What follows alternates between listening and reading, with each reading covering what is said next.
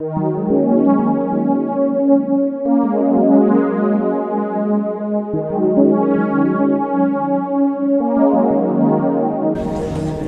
boa noite para todos. Dá para ouvir?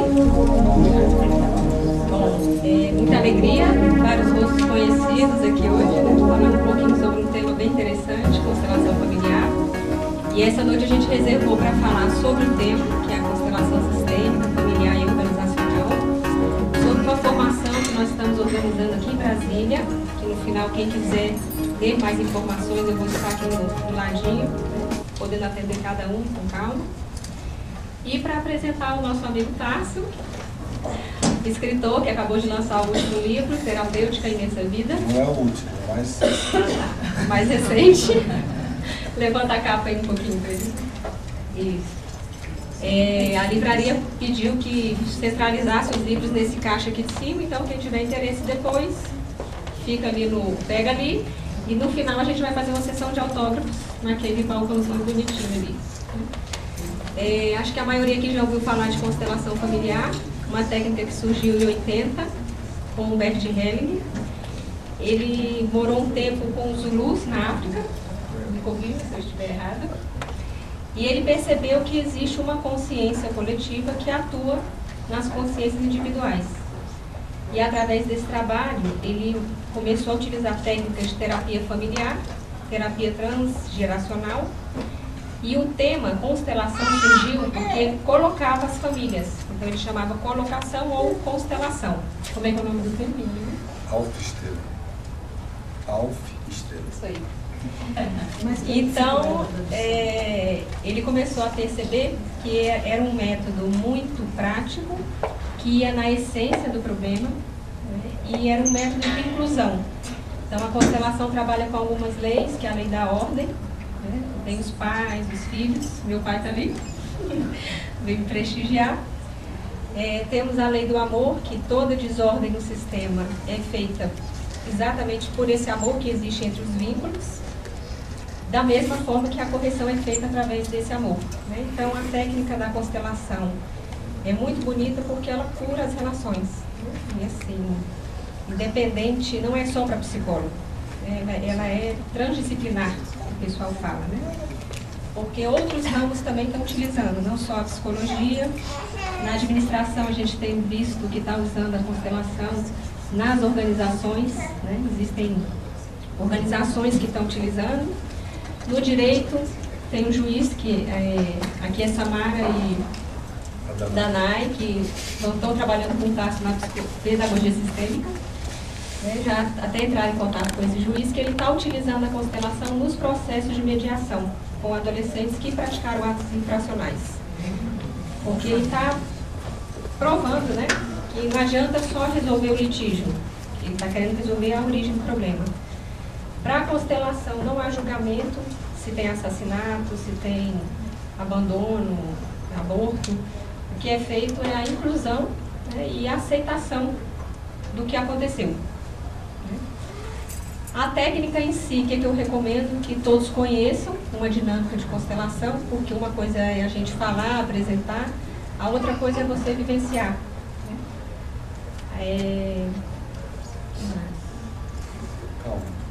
E, sobre a formação. A formação que a gente está organizando é a partir de 19 de setembro, são 8 módulos, e 4 ou 5 baldeações, não lembro bem, que são encontros entre os módulos. Não precisa ser psicólogo, é exatamente isso que eu venho falando, que é multidisciplinar, está sendo empregado em vários métodos. Temos livros que falam da constelação, do Bert Hellinger, do Tássio, de outros autores. E acho que é isso, o resto o Tássio vai falar um pouquinho para vocês, eu vou apresentar aqui. Só um detalhe, o Tássio é poeta, escritor, então quando ele começa a falar é uma poesia. Então você escuta com o coração, senão você boia. E agora ficou vamos embora. Então, geralmente ele vai explicar um pouco do campo mórfico, que é uma teoria que vem da física quântica. Então ele vai costurando, mas no final aparece toda a beleza do trabalho. O Tarso, ele é formado em administração, filosofia, tanto seu currículo, não, calma aí, física quântica, física, astrofísica, pela Universidade de São Paulo, fez mestrado em qualidade pela Universidade de Campinas, já foi diretor da Fiesp, ele é autor de 12 livros, Ouvindo as Montanhas, Imensa Vida, Pedagogia Sistêmica, Terapêutica Imensa Vida, outros que eu não lembro o nome. Mergulho da Alma. Mergulho da Alma, obrigada. Ele é diretor de teatro, já compôs uns 3 CDs, toca harpa. Chega. Harpa, piano.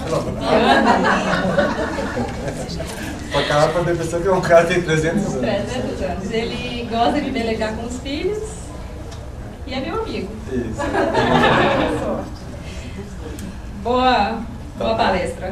Ela foi bem, não foi?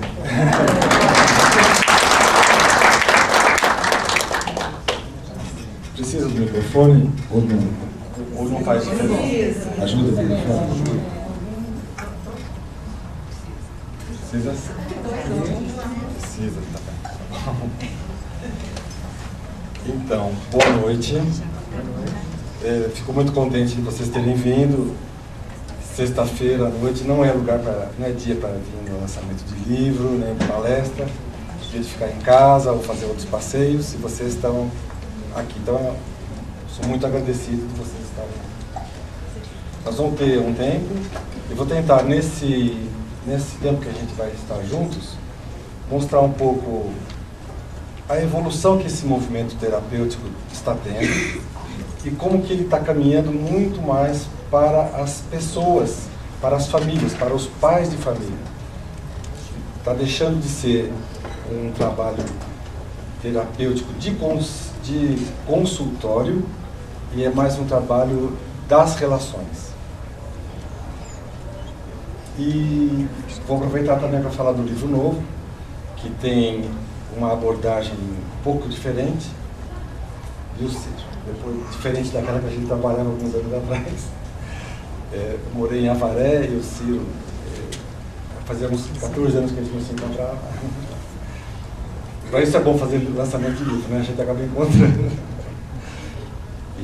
Mas tem muitos amigos aqui, né? Bom, então, nós vamos falar um pouco dessa nova abordagem que nós estamos sugerindo através da cura pela observação. Então, começando do fim para o começo, que é bom, curar pela observação significa que cada pessoa tem a chance de colocar em ordem o seu sistema pela observação. Então, você fala assim, só olhando vai resolver? Só que não é olhando com os olhos, tem que olhar com o ser, com o coração. Quando você olha, quando você observa, existe uma mudança.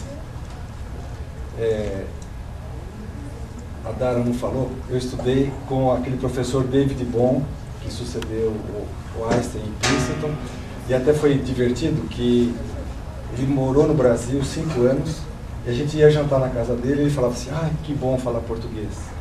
Já estava até esquecendo, acho que já fazem uns 8 anos que eu não falo português, entendeu? Ele e a Sara, a esposa dele, né?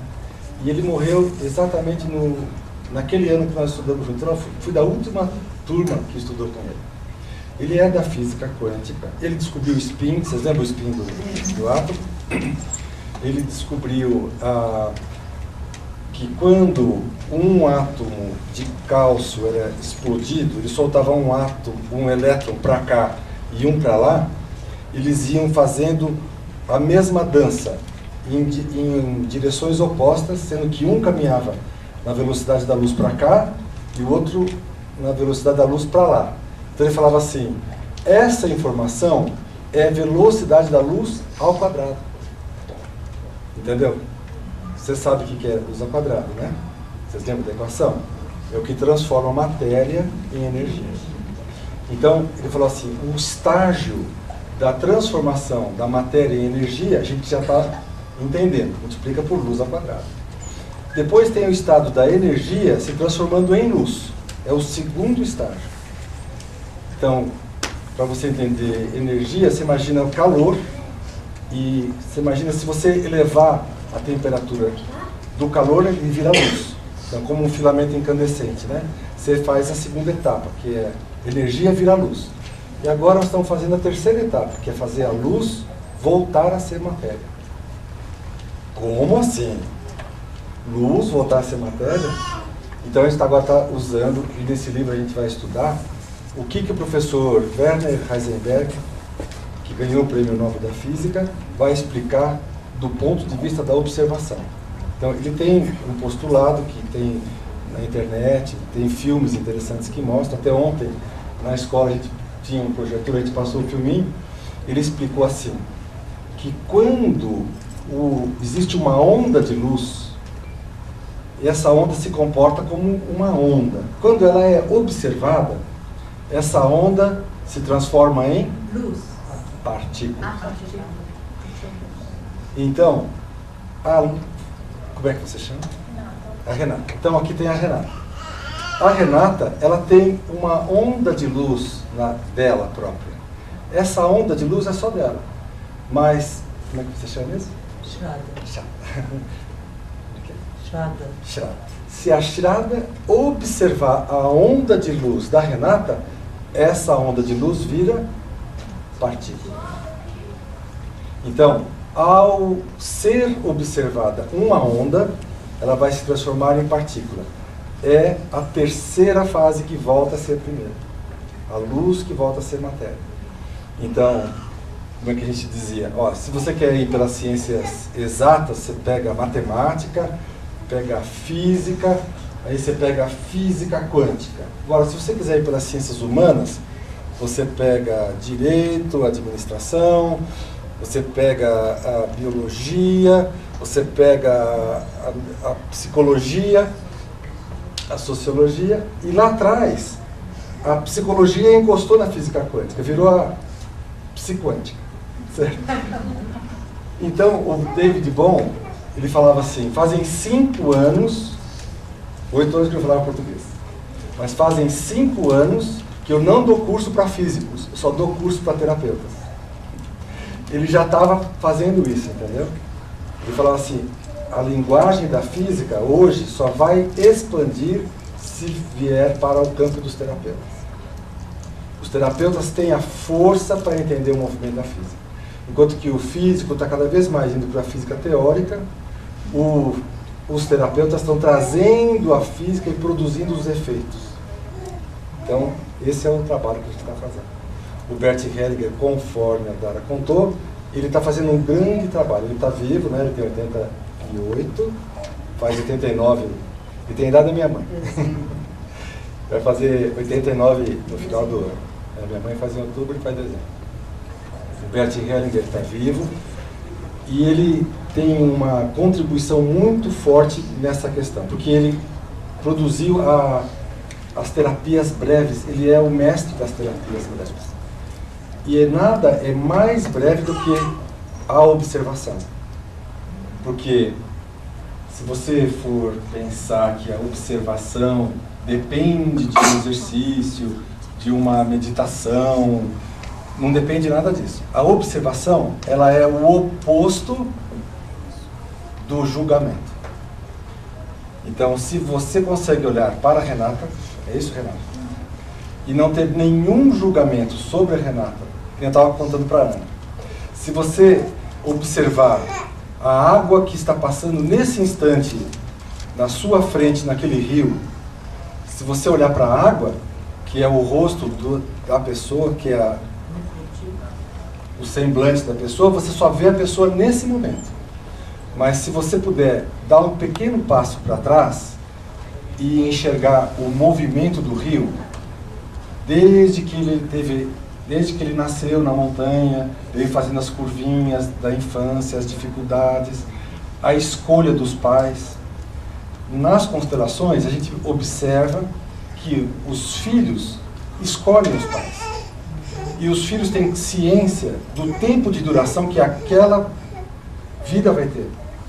Sabe-se, por exemplo, se aquela vida vai ter apenas alguns meses de vida intrauterina. Qualquer motivo vai acontecer e vai interromper. aquela criança sabe. Quando a gente faz o trabalho de constelações, novamente aquela pessoa, aquela criança, aquele psiquismo pode se comunicar e falar assim, olha, eu sabia que a minha vida ia ser inteira em apenas 3 meses. Então, não existe uma interpretação do tipo, uma vida que natimorto, não. Ele teve uma vida inteira naquela pessoa.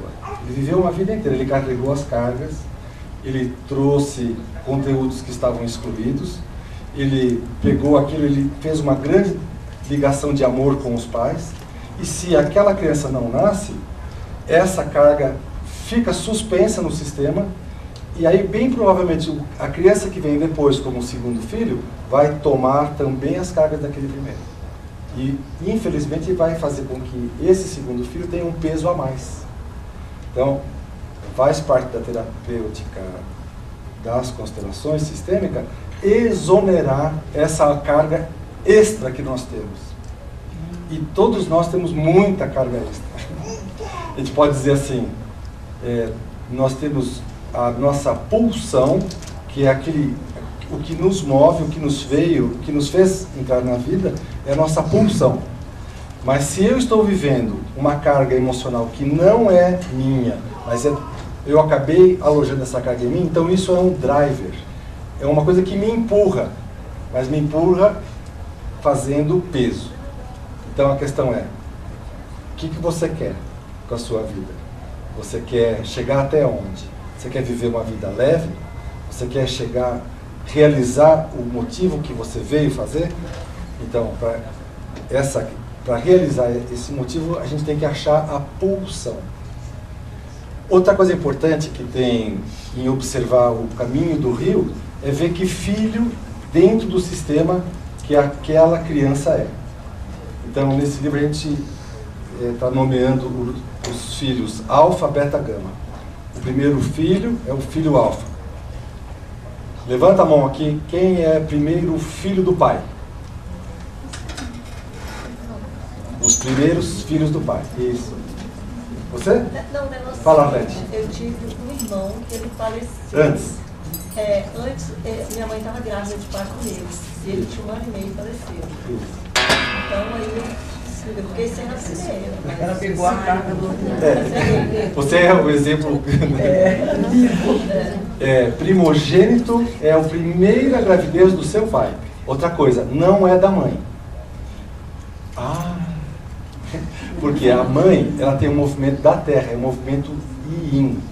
E o pai é que é o movimento yang, que vem da luz. Nós estamos falando de linguagem da luz. Só a luz que transfere esse posicionamento. Então vem pelo pai.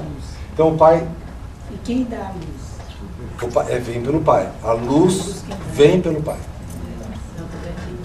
Quando uma mulher se prepara para... A mulher vai dar a luz. A luz. A mulher vai dar a luz. É interessante. Para compensar a luz que veio pelo Mas pai. ela dá a luz que ela dá a recebeu luz do pai. do pai. Então, Ela dá... é boa. Dá a luz que recebeu da mãe. A partir, então, é bem interessante que a gente pode ver como que todas essas pessoas que levantaram, não pode levantar de novo? Você fica, Alex, não levanta, tá? Você é beta. Todos os alfa, pode levantar a mão? Esses são as crianças alfa da sala. São os teimosos. São aqueles que quando começam uma coisa insistem. A pessoa fala, não faça assim. Ele fala, vou ver. Mas não faz do pensamento próprio. São inventadores de moda. Eles lançam moda.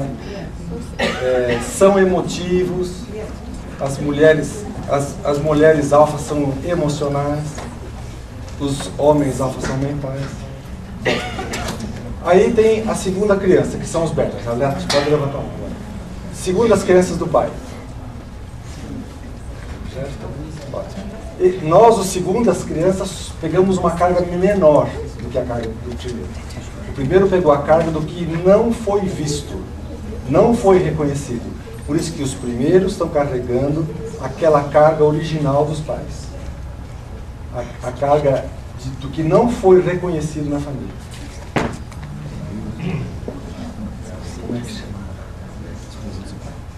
Márcia, conta para nós, qual é a pergunta?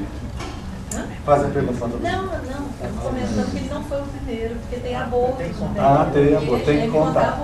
Seu pai é DG. E você, Márcia, que filha que você é? Segunda? Eu sou a penúltima. De quantos? De 5, Então você é a quarta. a quarta. Então você volta a ser alfa. O quarto volta a ser alfa. Você já montou o seu negócio? Não. O quarto tem que montar o negócio. O alfa tem que montar o negócio. Mas e o beta? Os betas, eles carregam os amores que não foram vividos na família. Nós pegamos a carga do que não pôde ser sentido. Por isso que nós somos, eu também sou beta, nós somos tão emocionais como nós somos, tão sensíveis como nós somos, entendeu? Temos um coração de artista. Então, seus filhos, segundo filho, não adianta olhar para ele e falar, vai ser advogado. Segundo os filhos, não dá para ser advogado. Terceiro, pode ser engenheiro, etc. Cada filho tem... Então você tem que enxergar num grande movimento da vida. Um grande movimento. Isso tudo está nos livros. Depois vocês vão ter a chance de ver com calma e discutir com calma. Bom, os terceiros, para terminar, são as crianças gama. Adara, levanta a mão que você é gama. Quem mais? Os terceiros. Parabéns. Os terceiros, primeira coisa, tem o osso do céu da boca mais baixo. O osso do céu da boca é mais baixo. Você tem esse bocão, né? Terceiro geralmente tem uma boca bem grande. Você acha que a sua boca é grande? Você acha? É grande. Ela ali. É grande. Todos os terceiros têm boca grande, tá? Todos os terceiros são curiosos. Eles pegaram as cargas do que não foi entendido no sistema. Então eles vêm para entender, decifrar o que não foi comunicado. Então vamos lá. As cargas estão aqui. As crianças vão escolher os pais? Sim. As crianças vão escolher as cargas? Sim. As crianças só vão escolher o conteúdo que não está resolvido. Porque o que está resolvido no sistema não precisa ser reincluído, ser trabalhado. Só o que não está resolvido é que volta para a gente. Então, isso somos nós. Nós nascemos para cuidar dessas questões. Isso é a terapêutica transgeracional. A gente vem limpar as cargas para trás, para que os nossos netos e bisnetos não tenham essas cargas. Por nossa sorte, nós não pegamos cargas dos pais e nem passamos para os filhos. Isso é uma questão mais delicada. Nós somos muito próximos dos pais. Os nossos pais são delivery. Eles só entregam as cargas. Não são cargas deles. E para a nossa sorte também nós não passamos as nossas cargas para os filhos. Nós passamos as cargas do nosso pai e avô para os filhos. Para os filhos e netos. Nós passamos. Então, é que nem a gente fala assim. Arlete, pode levantar a mão? Como é que você chama? Daniela. Daniela, pode levantar a mão? Então tá. Daniela, aqui está a sua bisavó. Aquela de mão levantada ali. Você como é que se chama? Sofia. Sofia. A Sofia, você vai fazer de conta que você é a neta da Daniela. Tá bem?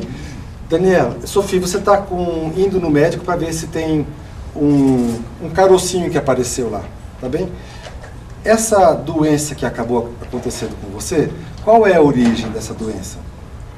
Você acha que essa doença está no seu corpo, está no seu sistema ou está nos seus ancestrais?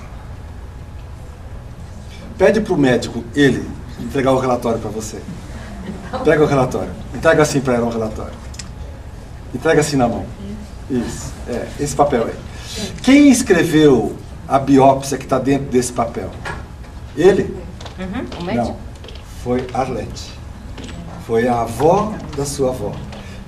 Se esse campo não foi suficientemente trabalhado, se essa questão não foi trabalhada, ela se replica na neta, e essa questão se replica na neta da neta, e que vai produzir essa doença. Então, vocês conhecem uma coisa mais importante do que cuidar da saúde dos nossos netos e bisnetos que ainda não nasceram? Isso a gente pode fazer. Então, isso é a terapêutica transgeracional, que a gente está estudando, e não tem professor, somos todos colegas, porque a gente está falando das nossas famílias. Então, quando a gente faz a formação, eles falam assim, quantos professores vão vir? A gente fala assim, não são professores, são todos colegas. Nós não temos o termo professor, são todos colegas, nós estamos aprendendo todos juntos. E isso tem trazido muitas pessoas para estudar conosco, pessoas que já são consteladores. Porque não fala assim, eu já fiz a formação, eu já fiz esse curso, não preciso fazer mais. E ao contrário, quanto mais a gente faz, mais tem para fazer. Então é uma chance de reposicionar diante do estudo. Quando você vier estudar, é uma chance de você aprender de novo e aprender coisas novas e ser colega e continuar a pesquisa. Vai poder ser constelado? Todos, No curso, todos são constelados. E o curso é de consteladores, né? Então você vai aprender também quais são as formas, as diversas formas de você fazer uma constelação. E desde as formas bem clássicas, que eram aquela do pai e da mãe. Vocês já viram? Quem nunca viu uma constelação na vida? Tem bastante gente. Nunca viu, Renato? Por isso que a gente escolheu para ver a onda dela. Como é que você chama, por favor? Paulo. E a sua esposa, amiga, como é que chama? Rosângela. Vocês podem vir aqui na frente um pouquinho? Aproveitar que tem um espaço aqui. Tá bom. Não é mais a família de origem, mudou? Não, é a família de origem, não mudou não. Porque você estava falando. Senta aqui, posso ver que ele quer aqui um pouquinho, tá bom. Então, quem gostaria de dar Danai, vem cá. Você vai ficar aqui, ó, um degrauzinho um pouquinho abaixo. Você é a filha, olha pra lá, sobe o que você quer. Então, quando a gente está trabalhando a pedagogia sistêmica, que é a forma de entender o campo sistêmico dos alunos, a gente olha para a aluna. Vou botar essa embaixo do holofote. Agora dá para ver, né? Quando a gente olha uma aluna ou uma criança, nós ficamos olhando a água que está passando na nossa frente, que é essa imagem daqui, não é? Mas nós treinamos, Ellen, cadê a Ellen? Da pedagogia sistêmica, né? Nós treinamos, coloca a mão, você vê se vai aqui. Nós, como professores, presta atenção, nós estamos treinando os professores, cada vez que olharem para o aluno, e enxergarem atrás do aluno os seus pais. Fazer com que essa criança que está na nossa frente possa ser entendida pela leitura dos pais. Eu estou usando aqui os representantes. Então, tá bom para vocês tirarem a mão. Danai, como é para você estar com os seus pais na posição de background, na posição de apoio à sua vida? Quando a criança sente que os pais estão conectados com ela, essa criança tem força. E ela acha mais facilmente o leito natural da vida dela. Coloca só um dos pais, por favor. Deixa o outro com a mão abaixada. Agora ela está sentindo só a conexão com a mãe. Conta para nós como que você está sentindo. Tem uma insegurança.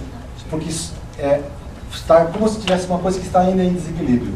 Quando tem o pai novamente, aí volta a equilibrar. Vamos deixar o pai mais atrás. Aí essa criança saiu da escola e casou. Rodrigo, vem cá, Rodrigo. Pode usar você, Rodrigo? Por acaso o Rodrigo é o marido da Danai. Aí você conheceu a Danai. Você lembra o dia que você conheceu ela? Lembra o dia que você pediu para casar? Você falou, joelho.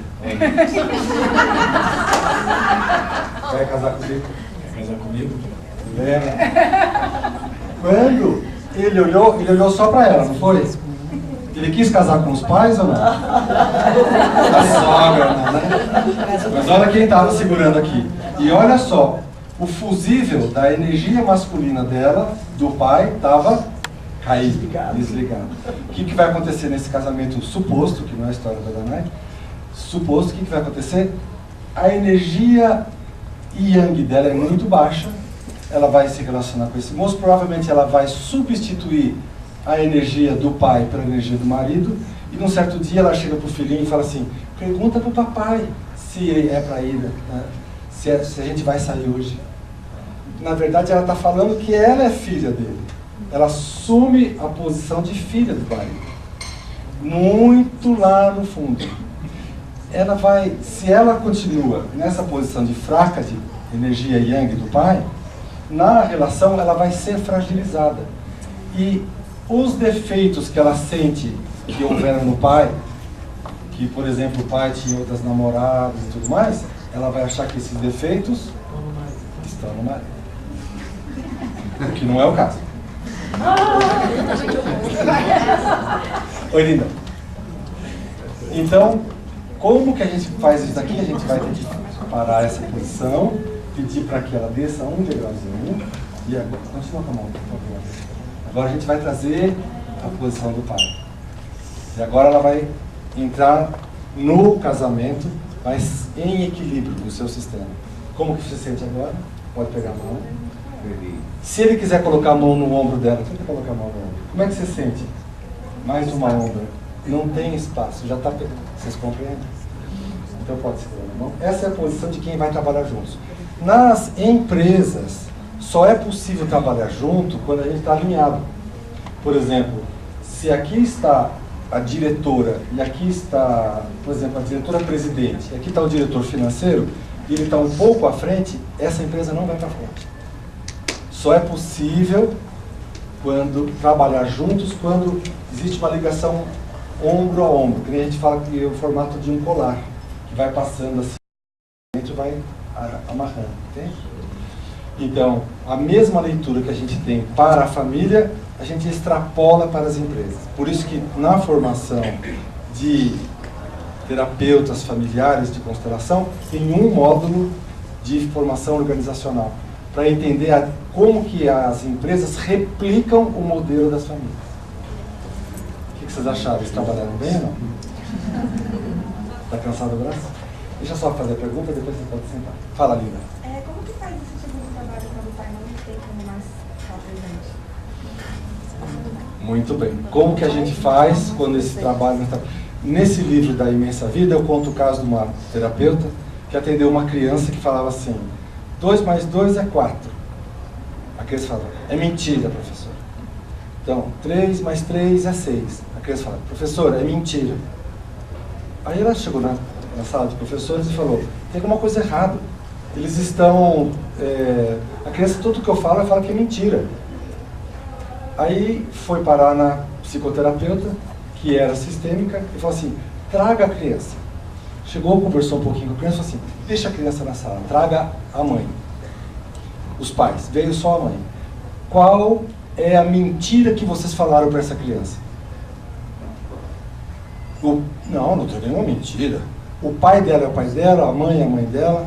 Não, na verdade não. O pai vem de um banco de sêmen, de um doador de banco de sêmen. Porque o pai, meu marido não tinha condição de... Qual que é o termo? De inseminar. Então foi feita uma inseminação com um banco de sêmen. E é doador anônimo, é impossível saber quem era o pai. Ela falou assim, tá bom. Traz a criança e falou, amanhã, às 3 horas da tarde, você vem aqui e vai conhecer seu pai. Aí a criança nem dormiu. No dia seguinte, às 3 horas da tarde, a criança bate no consultório e fala assim, meu pai está aqui? Está aqui sim, pode entrar. Está vendo aquela cortina? Puxa a cortina, pode ver seu pai está ali atrás. A criança vai correndo, puxa a cortina, tem um espelho. Ela fala assim, metade do que você está vendo é seu pai. Metade do que você está vendo aqui não é o Rodrigo. Metade do que você está vendo aqui é o pai dele. A outra metade é a mãe dele. São as cargas que estão... São as possibilidades físicas que estão sendo manifestadas aqui. Agora, ele faz o papel dele na vida, não faz? Como... Você compreendeu, Ciro, a história? Como que Rodrigo sai do campo do pai? Vamos voltar na Danae, que ela está com os pais na mão, né? Essa moça que está com o pai e com a mão atrás, ela também tem que individuar-se. Então ela vai ter que dar um passo para frente. E a coisa mais gostosa que um pai...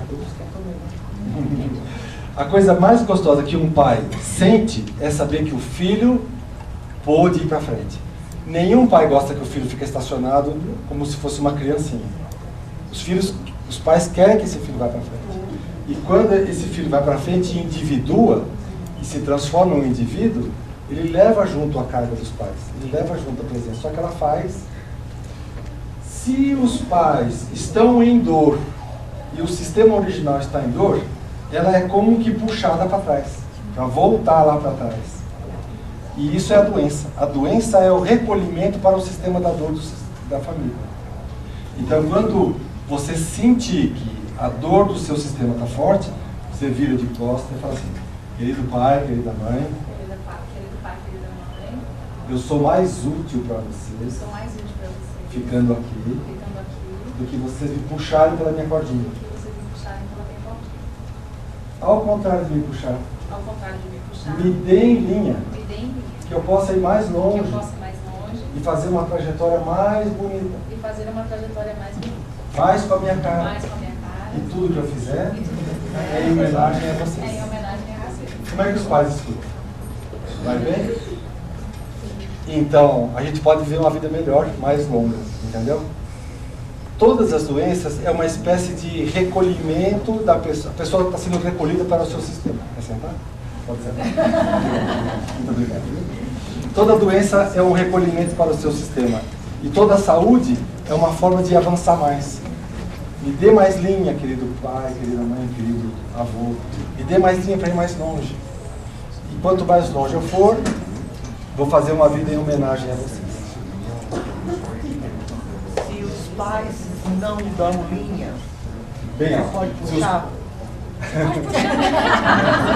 Vocês ouviram a pergunta? Se os pais não dão linha pra gente, a gente pode puxar a linha? O que Ou você cortar acha? a linha. E cortar a linha. Vocês acham que é possível cortar essa linha? Essa linha que nos conecta com eles, né? Eu vou falar uma coisa pra você. Eu estou presidente da associação consteladora e trabalho com esse negócio há mais de 10 anos. Presta atenção. Eu nunca vi um pai ou uma mãe que não desse em linha quando os filhos falam: querido pai, querida mãe, me dê em linha para que eu faça uma vida boa para nós e para vocês. Tem na página 44, que eu uso no workshop, eu uso tem uma carta para os pais e avós. Desse daí, de Imensa Vida. E tem a continuação dessa carta está no outro, que vai falar assim: o Me Dê em Linha está no livro novo, mas no livro velho está: a minha pele é a mistura da pele de vocês. Eu sinto em mim a dor que vocês têm. Então, o que eu estou fazendo com a minha vida, é uma forma de expandir a nossa vida. As não realizações, as frustrações que vocês viveram, elas se ressentem em mim. Então, o que eu devo fazer? Ficar frustrado para ser igual a vocês ou me realizar para oferecer para vocês algo diferente? Então, essa é a resposta. É possível fazer sim, tá? Renata. Você falou essas questões das frustrações. Isso. Mas não é uma coisa assim muito antiga, assim, de você vai ter que realizar o sonho do seu pai, mas assim, às vezes o seu sonho não é o sonho do seu pai, da sua mãe. Exatamente. Ela está fazendo a pergunta, vocês escutaram? Não. Renata perguntou: mas quando eu tenho que realizar o sonho do meu pai, será que o meu sonho é o mesmo dele? Se eu fizer o sonho dele, estou fazendo o dele ou estou fazendo o meu? Então, se você está fazendo o dele, é o dele. Para você fazer o seu, você tem que achar a sua pulsão. Que filha que você é? Segunda, terceira, depois de meninos? Depois de duas mulheres. Então vem moça e você. Então você é uma criança gama, uma terceira filha. Criança gama. Suas gavetas são arrumadinhas? As suas roupas estão por cor, assim, arrumadas? Eu tenho. Os sapatos estão tudo no armário, assim? Os terceiros filhos têm mania de organizar os armários. Vocês podem confirmar? Terceiros filhos, bagunceiros? Temos que fazer constelação para saber o que está acontecendo. O terceiro filho que está no lugar certo tem a gaveta arrumadinha. A sua é por cores, tipos. Os terceiros têm uma tendência a ser bem organizados, sabe? Bom, eu ia falar assim que tem... Você falou primeiro, segundo e terceiro. E quem é a 13ª? Como é que fica? Então, faz a conta. O quarto volta a ser alfa, o sétimo é alfa, o 11º é a... O 10º é alfa e o 13º é alfa de novo. Não é? É sempre assim. É por isso que o livro chama A Valsa da Família. Porque é um compasso ternário. 1, 2, 3, 4, 5, 6, 7, 8, 9. Fala.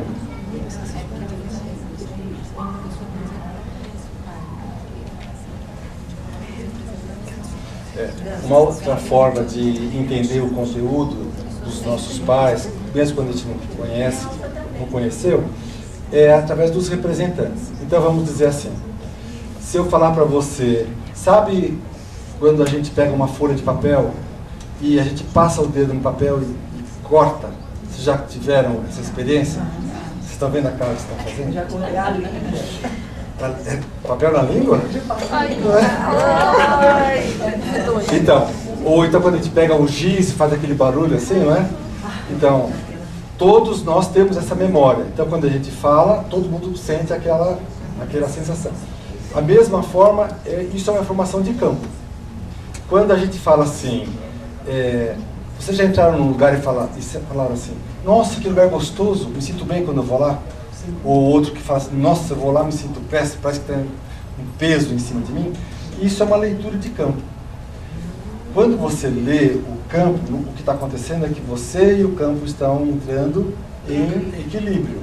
Você está entendendo, você está se abrindo para o campo e percebendo, né? O campo do seu pai, vamos supor que você nunca tivesse visto o seu pai. Vamos supor que você foi uma criança adotiva e o pai que ninguém sabe. Como é que você chama? Sanjay.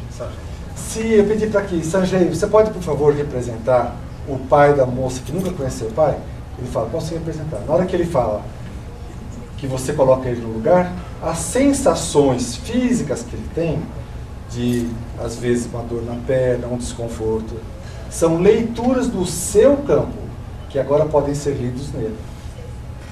Entende? Então, ele vai trazer uma informação do seu campo. E com isso a gente pode fazer muitas leituras e enxergar muito mais.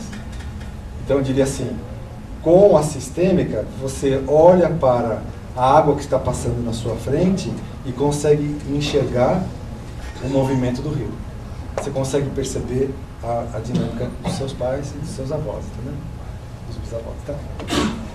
Bom, por que a gente deve estudar? Porque esse estudo, primeira coisa, Ciro, só da nossa idade para frente. Porque quando a gente é muito criança, a gente quer subir no palco. Porque o mundo é o palco, então oferecendo para a gente quer entrar no palco. A gente quer ser ator nesse palco. Quero montar minha empresa, quero fazer isso, quero realizar. E quando eu estou no palco, Adara, vem comigo, por favor. Quando eu estou no palco, eu olho as outras pessoas que estão no palco, não é? E aí, quem eu vejo? Eu vejo a pessoa com quem eu convivo. No caso, eu estou vendo a Adara, que é a representante em Brasília das formações que a gente faz. Sistêmicas familiares. Então, eu estou olhando essa pessoa. Eu estou no palco e estou olhando a outra pessoa que também está no palco. Cris, vem cá um pouquinho. Me representa aqui. Então eu falo assim, deixo a Cris representando, agora ela é como se fosse eu, e eu posso descer do palco e entrar no campo da observação. E o que eu vejo daqui? Por favor, olha os dois. Se olhem. Eu acho que a Cris é mais simpática do que eu. O que eu vejo aqui? Eu vejo a relação que existe entre o Tarso e a Adara. Quando eu desço do palco, eu posso ver a relação. Então, eu tenho assim, eu não quero que nada prejudique a Adara. Quando eu estou ali, eu não consigo ver isso. Ou o marido e a mulher. Quando eu estou no palco, eu vejo o outro, eu não vejo a relação. Quando eu observo fora do palco, como um diretor de teatro, eu vejo a relação. Isso só é possível a partir de uma certa idade, quando você consegue descer do palco. Então, quando a gente é muito novinho, a gente quer a luz, quer ficar no palco. Só depois de um tempo que a gente pode... Então, a idade é agora. Graças a Deus. Então, está na hora de começar. Por quê? Porque quando você vê a relação, você está no estado de presença, de observação. Só pode observar quem está fora do palco e no estado de presença. Estado de presença é uma coisa complicada de explicar, porque todas as pessoas quiseram explicar isso a partir das religiões. E esse trabalho não tem cunho religioso nenhum. É como se te falasse assim, é a aplicação da física. Então, pelas religiões eles deram um nome. Estado de iluminação. Iluminação, imagina alguém sentado com as pernas assim, com o olho fechado, com a mão fazendo assim. E isso é uma caricatura da iluminação. Iluminação é simplesmente a pessoa que desceu do palco e que entrou no estado de observação. Então essa pessoa pode observar a sua vida. Essa pessoa, se for um professor, vai ser um professor sistêmico, porque ela vai enxergar as relações e não ser uma atora no campo da educação. Para, menino, fica quieto. Aluno bom é aluno quietinho, entendeu? Não, ela vai perceber que aquela criança precisa do que está acontecendo para se manifestar. Ela vai ler o que tem por trás. O marido também vai ser o marido sistêmico, Ciro, porque ele vai enxergar não a relação.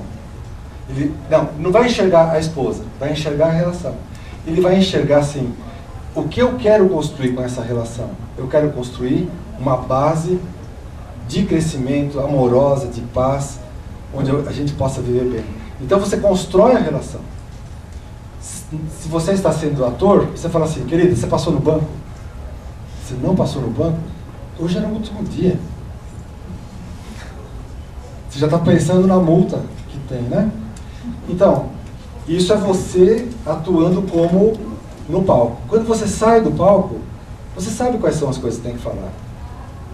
Você entra no estado de observação. Não quer dizer que você não vai pagar a multa, vai pagar do mesmo jeito. Só que você vai enxergar que o que aquilo faz parte dentro da relação. A mesma coisa com os filhos. Se você observar o seu filho do ponto de vista do seu desejo, eu gostaria muito que Sanjay tivesse a mesma profissão que eu tenho. Vamos supor que ele é meu filho. Gostaria que ele fosse filósofo e físico como eu. Mas o Sanjay, ele gosta... O que você faz, Sanjay? Ciências políticas. Internacional, ciências políticas. Ele é um diplomata. Ele não tem essa vocação que eu tenho. Então, eu não vou olhar para o filho com a carga da projeção, mas eu posso ver a relação. E isso em todas... Acho que deu para entender, eu vou falar mais. Agora vem a pergunta. Bom, se essa formação de pedagogia sistêmica que nós estamos fazendo junto com a Danai e também com o Samara, que é uma formação que nós vamos começar o ano que vem para professores e pais. Se a gente está fazendo essa formação que começa, que dia que começa? 19, 20 e 21 de setembro, mês que vem, de terapeuta sistêmico, que a gente vai fazer. Então, essa é como se fosse uma oportunidade da gente passar um pouco a limpo a nossa história. Respondendo a sua pergunta, todos que vêm fazer o curso vão ser constelados. Todos vão ser consteladores, uns dos outros. Tem uma diferença. Muitas pessoas fizeram algumas formações e ficaram treinando com um professor só. Esse nosso curso terá 8 professores diferentes. Então, a gente vai aprender com muitas pessoas. Uns têm até um tipo de ideia, outro tem outro. Um vai ensinar as dinâmicas com bonecos, de um jeito, outro vai trabalhar com outro jeito. Então, uma coisa vai completando a outra. essa é uma diferença. Uma outra coisa importante, nós vamos ter encontros mensais, então não são só 8 módulos, devem ser uns 15 encontros, 15 ou 16 encontros, tem que fazer a conta. Que mensalmente a gente vai encontrar e vamos estudar, ver como que o curso está ficando para a gente, né? Como que esse curso está ficando, como é que você está absorvendo o curso. E por último, esse curso tem uma qualidade também bacana, que é que no primeiro e segundo módulo a gente já vai começar a prática. Então, tem uma mentirinha no curso, que a gente vai falar assim, que no começo as constelações são um método. Então a gente vai ver como se fosse um método. Vai aprender como se fosse um método. Só que depois a mentirinha termina e fala assim, não, é uma leitura, não é um método. Então, é uma forma de você ler a sua vida, é uma forma de você ver o seu trabalho e as suas relações. Né? Já tem o local? Já tem o local? Os módulos vão ser no Espaço Coração de Maria, uma parceria que a gente fez, fica na QI 28, no Lago Sul. E as baldeações vai ser na minha casa, que é no Lago Sul também, no condomínio, que tem em cima da 27. As datas também já tá. Quem tiver querendo saber mais sobre os detalhes, está passando uma lista de e-mail, não sei onde está. Eu peço que o pessoal deixe e-mail, telefone, que aí eu envio as informações mais detalhadas.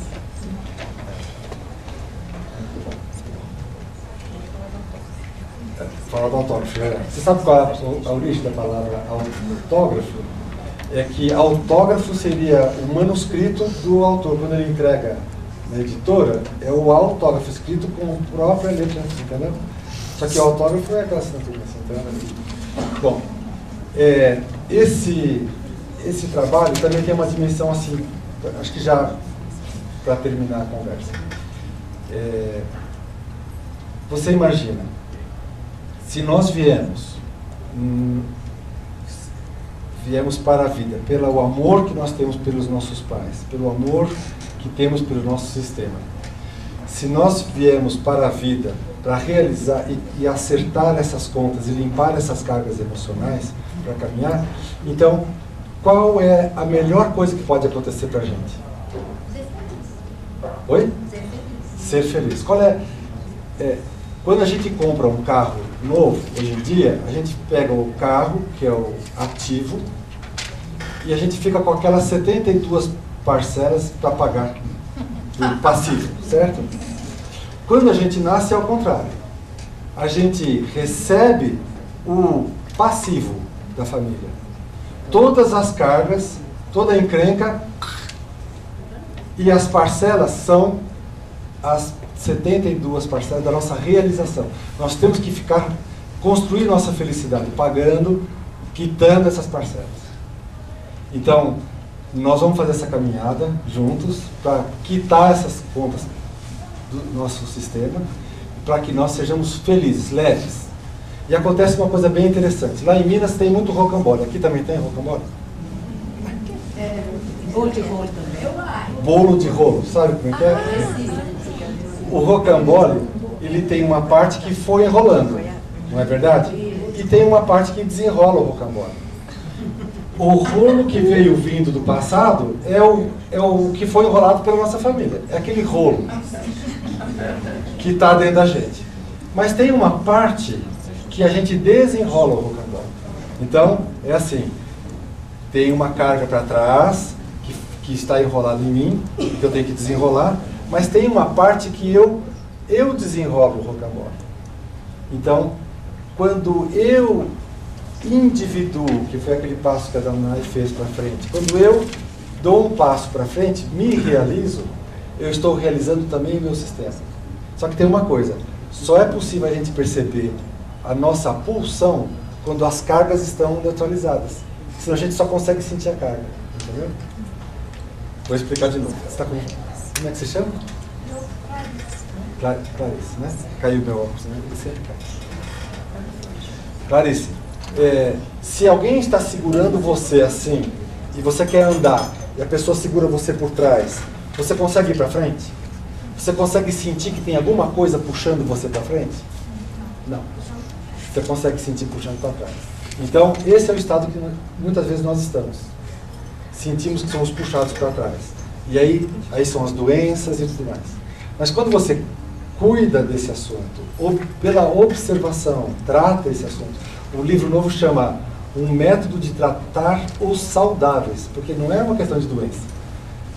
É uma questão bem mais sutil, entendeu? Da saúde mesmo, não da ausência da doença, mas da saúde.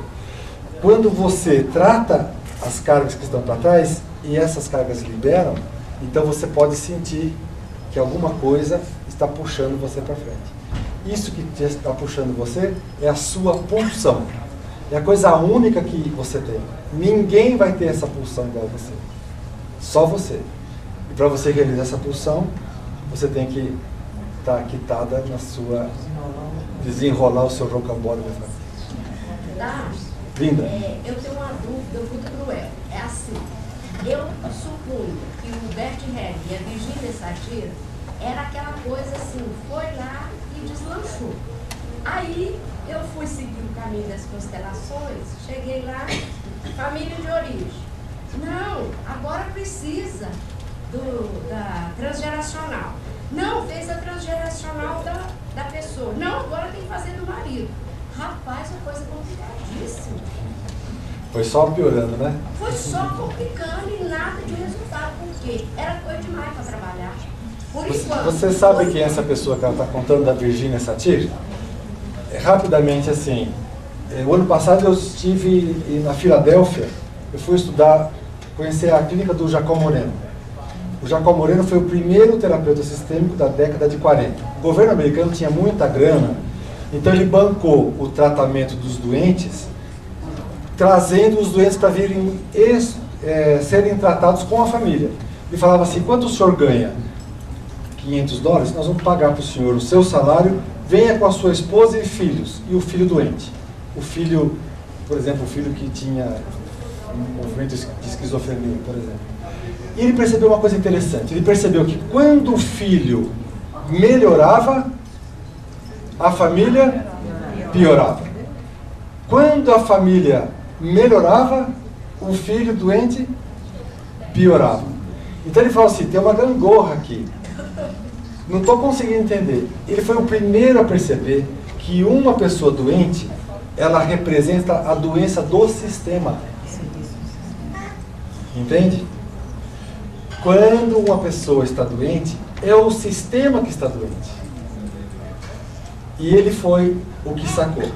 Olha só, aí passam-se 10 anos, no final dos anos 50, Virginia Satir vai começar o movimento de psicodrama e sociodrama em Palo Alto, na Califórnia.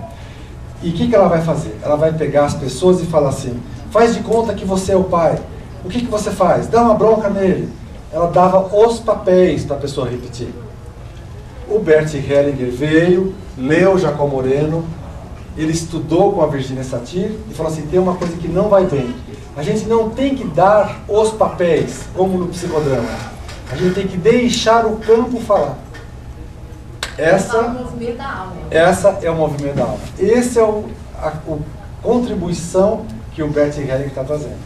Então a gente consegue fazer numa terapia breve, às vezes de 2 atendimentos, o que demoraria talvez anos numa terapia longa. Porque você consegue enxergar o seu campo, né? Consegue destravar o campo. E isso é o ganho que a gente está. É um barato. No campo da psicologia, as constelações ocupam um lugar muito recente. E assim como foi na homeopatia, no começo não foi muito entendido, criava um pouco de celeuma, se era, se não era. A gente teve que, nossos companheiros tiveram que muitas vezes defender no Conselho de Psicologia, que era uma técnica, que era uma metodologia válida. Então, hoje em dia já caiu essa história, já está muito mais aberto e a gente pode trabalhar como terapeutas sistêmicos. Então, o curso que a gente vai fazer possibilita a pessoa vir depois trabalhar como terapeuta sistêmico. Então, eu convido vocês para juntar com a gente e aproveitar essa oportunidade, tá? O livro que nós estamos lançando, que é o livro da terapêutica Imensa Vida, ele tem no final alguns casos de atendimento. E é engraçado que não estava previsto. E nesse ano, eu acabei indo para Campos do Jordão. Vocês já foram em Campos do Jordão? E a gente fica muito inteligente lá em Campos do Jordão. Porque é 2.000 metros de altura, a gente respira um ar lá diferente. E eu percebi assim, tudo que a gente vai explicar seria melhor entendido se tivesse uns casos para elucidar. Então, da metade para frente, são casos de atendimento, claro que o nome tudo errado, se é homem, às vezes fala como mulher e tal, mas que ajuda a pessoa a entender como que a gente pode atender pela observação. Então, você hoje vai embora daqui para casa, vai comprar um livro para ir para casa, e você vai descobrir que você tem uma grande força, uma grande força. A sua força está na sua observação. A observação vai produzir que a luz, a onda da luz, vire matéria. A observação do pai vai produzir o filho realizado. A observação do marido vai produzir a esposa realizada. E se você puder observar o seu grande movimento da vida, então você também, se observando, pode realizar uma vida do rio e antecipar o sentido do rio quando chega no mar. E aí a gente volta naquela totalidade. Se a gente saiu da totalidade para nascer, a gente volta para a totalidade depois. Só que a gente saiu da totalidade, mas a totalidade que não saiu de nós. Então a gente vai entender que nós já estamos na totalidade. E esse é o estado de observação, e esse é o estado de iluminação, e esse é o estado de pulsão, quando você localiza o que você tem que fazer no dia. E que ninguém pode falar para você, nem seu terapeuta. Só você que pode perceber. Mas aquela parte do observador alterar o que é observado... Está lá. E você vai aprender. Tem os passos certinhos para você aprender, tá bom? Eu achei interessante isso. Por favor. Não estou querendo ser luz, né? É. Palco, não. Pode falar. Mas eu achei interessante porque eu fiz o papel ali de Mãe, né? E eu sou mãe solteira, mas não é por isso que eu queria comentar. Eu quero comentar o meu primeiro relacionamento, que é o pai do meu primeiro filho. Quando eu me juntei com ele, eu percebia no comportamento dele que ele queria que eu me comportasse como a minha mãe. E a minha mãe era o que eu negava mais na vida. Aí foi uma loucura, que eu não consegui relacionar com ele. Porque ele queria uma pessoa severa, brava, e eu me identificava com meu pai, que era manso, entendeu? Então eu falei, não dou conta. Aí eu pirei, simplesmente pirei. Entendeu? Então eu acho que isso aí faz todo sentido. O que, se a gente puder falar uma palavra, seria assim, vocês dois não se observaram. Ele projetou uma coisa que ele queria em você, e talvez você também tenha projetado. Ele falou, eu sabe? queria ser você, e você queria ser eu. Você imagina assim, que existe o violentador e a pessoa violentada. Existe o agressor e a pessoa agredida, né? A pessoa agredida, ela precisou do agressor para realizar nela aquela agressão.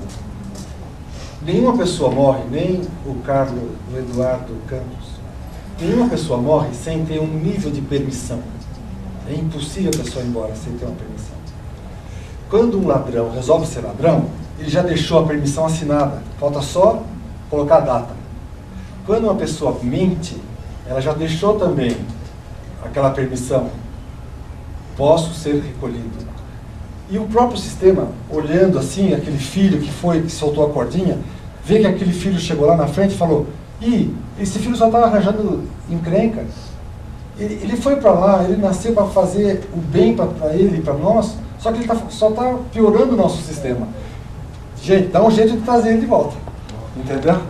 Aquela criança é puxada de volta, aquela pessoa. A pessoa tem que realizar olha só, é como se fosse assim, a permissão. Todas essas pessoas só morrem quando tem uma permissão. A permissão é uma palavra um pouco forte. É uma espécie de aceitação que isso vem acontecer, entendeu? Então, é duro. Quando cai aquele avião que tem 300 pessoas, você fala, não, os 300 assinaram. É duro. Eu não consigo localizar direito, eu me embanano quando eu penso nesses grandes eventos assim. Eu acho que isso está numa outra ordem, numa camada acima da cebola, sabe? Mas o agressor, ele está encomendado pelo agredido, que precisa realizar aquela agressão nele. Então ele autoriza o agressor. Por isso que o Bert Hellinger fala uma coisa muito bonita. Fala assim, nós temos que olhar para o perpetrador, o agressor, com o mesmo olhar que vemos o agredido. Naquele lugar para os excluídos, Aquele lugar para os excluídos. É onde ele reconcilia até com o rico, que lá é perfeito. É lindo demais, né? Então, aí você deixa de olhar, por exemplo, uma criança como vítima. Você fala assim, essa criança, eu vejo as dificuldades que ela está passando, mas eu vejo também que houve uma escolha dela. E se ela podia ter escolhido nascer na classe média e viver uma vida mais tranquila, e se ela escolheu essa vida, ela escolheu o mais difícil. Se eu posso ver que ela escolheu o mais difícil, eu posso validar também. Eu posso observar. Quando eu observo, ela fica um pouquinho mais leve para aquela pessoa. Se eu observo. Só queria fazer um comentário. Arlete, manda. Assim, en passant. A mídia insistiu muito nesse caso do Eduardo Campos, né? Que ele morreu no mesmo dia 13 que o avô. E aí jogou pro lado do 13. Na hora que falou, eu vi a questão dos movimentos repetitivos, que de repente quis compensar alguma coisa. Siga-me. Dinâmicas. Eu vou, repetição das dinâmicas, né? Eu vou com você, faço igual. Estava seguindo a carreira do avô. Estava seguindo a carreira do avô. Quantas coisas que estavam personificadas dele do avô. Quem sabe ele também não fez isso, entendeu? Só fico pensando como explicar isso para a mãe do piloto. Como explicar? Você compreende? Então vamos dizer assim, existem as questões que se repetem na família. Só é repetida a questão que não foi aprendida. Se ela é aprendida, então ela pode ser esquecida, resolvida. Não fica mais esperando para virar gente de novo. Né? Isso. O que você falou? Fala. Ele deixou de aprender muita coisa desde o começo da humanidade. Né? Exatamente. E pensa ao contrário. Como é que você chama? Luiz, pensa assim ao contrário. Quanto que exponencialmente nós estamos podendo aprender a partir de agora. Então, é como se fosse um campo novo que abre. Entendeu? Um cenário novo que abre. E nesse ponto nós estamos saindo da caverna. Nós já estamos começando a dar os primeiros passos na luz. Nós estamos nos acostumando, nossos olhos, a não enxergar a partir da sombra, mas enxergar a partir da luz. Isso é uma grande mudança. Isso é o que está acontecendo agora. Então, por favor. Só para terminar. Eu só não entendi uma colocação que foi com relação a quando a filha, por exemplo, está seguindo um caminho, você tem aquela necessidade de puxar. Aí realmente eu confundi completamente. Primeiro porque como é que eu vou julgar se ele está indo no lugar errado? Segundo, o fato de eu tentar puxar para cá, como é que eu posso ter controle sobre isso? Não entendi. Então, eu vou explicar. Vou tentar. Vocês escutaram a pergunta do Paulo, né? Vocês escutaram a pergunta do Paulo? Então, como é que é esse movimento de puxar? Quem que está puxando? Quem que está dando linha? Como é que eu vou saber se ele está aprontando e vivendo a vida dele para puxar ou não, né? Então, Paulo, o que faz puxar a linha é a dor. É o que a gente vai chamar da pulsão pela morte. O movimento da morte. Todos nós temos uma pulsão para a vida e uma pulsão para a morte, ao mesmo tempo. A pulsão da morte é uma espécie de retorno. É bem engraçado, porque quando você aprende uma coisa, todo aprendizado, aí está a professora de pedagogia sistêmica, todo aprendizado é um retorno. É como se eu descobrisse uma coisa que eu já sabia. é um retorno. Todo conhecimento é uma forma de diminuir a minha velocidade. Então vamos dizer assim, quando eu entro no meu campo, eu sinto uma baixa velocidade.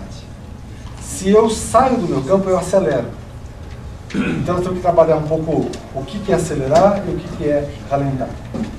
Se eu tenho um sistema que está em dor, esse sistema dói em mim. Então, não é que eles me puxam, sou eu que estou me puxando para eles. Entendeu?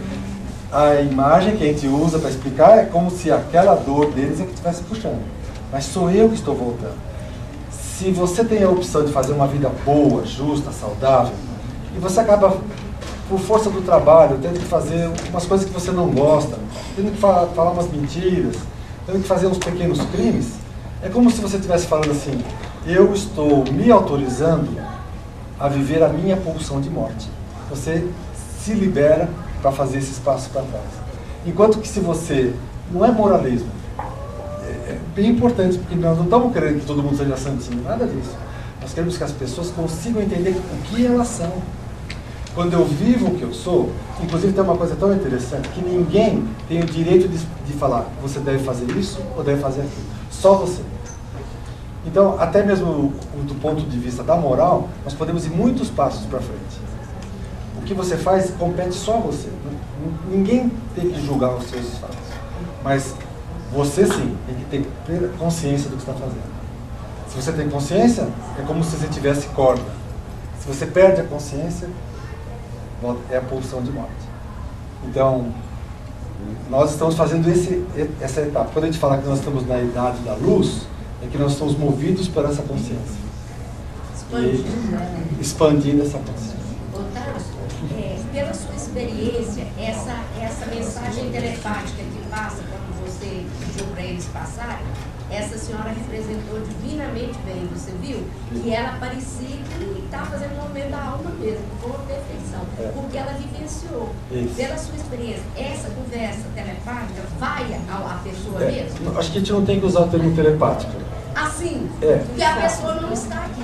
É uma leitura de campo. O campo tem muita força. A gente lê o campo. Por exemplo, você vai contratar uma pessoa na sua empresa, certo? Vocês já lidaram com essa situação? E vai pegar o currículo e você fala assim, será que esse que é bom? Será que é aquele? Você tem só um papel e uma fotinho, né? Como é que você vai decidir o que é melhor para a empresa? O que é melhor para aquela pessoa? Então, quando você está em qualquer dúvida, você está no palco. Então, o que você tem que fazer? Desce do palco e você olha para você olhando a ficha, olhando o funcionário que é candidato para entrar. Você olha e veja qual é a relação que você deseja para você, para o outro e para a empresa. Qual é a relação, qual é a contribuição? Então fica muito mais claro de ver qual é a pessoa que encaixa, que é necessária nesse sistema. Porque você saiu e viu, né? Então, resumindo, para terminar, existe a respiração que ensina a fazer isso. A gente, quando desce do palco, é como você faz um pequeno movimento para trás. E é um movimento de expiração. Então, se alguma coisa bater no seu coração, e você não sabe direito como lidar com aquilo, dê um pequeno passo para trás. 2 milímetros já é suficiente. E solta o ar. Quando você solta o ar, você permite que aquilo aconteça. Significa, sim, quando eu respiro, eu quero dizer, eu quero ver. E quando você expira, você fala, eu posso ver. Quando você inspira, você fala, eu quero ver. Quando você expira, você fala, eu posso ver. Sim. E isso coloca a gente na dimensão de observador, que é o tema dessa noite. Tudo que nós conversamos, se pudesse ser colocado numa única frase, é assim. Durante muito tempo a gente viu que o homem é aquele que pensa, penso, logo existo. Depois a gente falou assim, sinto, logo existo. Depois falou assim, não penso, logo existo. a gente foi pautando a nossa existência através de algumas etapas. A etapa que nós estamos vivendo agora é, se eu observo, quando observo, a vida existe em mim. Se observo, então a vida pode respirar em mim.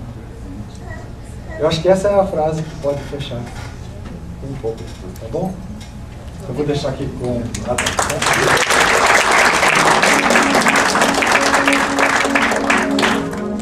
Gratidão ao Tarso por ter vindo falar com a gente. Muito obrigada. Parte prática, eu estou com algumas fichas de inscrição. Quem se sentir tocado em participar da formação, está com a gente, me procura aqui no final. E agora é o nosso hoje de autógrafos. Ele vai ficar ali. E quem tiver interesse nos livros, tanto esse último, Terapêutica Imensa Vida, Teologia Imensa Vida, também, 2, tá? A Cultura disponibilizou esse caixa aqui de cima, quem tiver interesse no livro, e ele vai ficar ali autografando. E quem tiver interesse no curso, eu vou ficar aqui dando informação. Eu peço apenas que todo mundo deixe o e-mail, tá? Porque eu passo informação, mando se tiver alguma outra palestra, algum outro evento.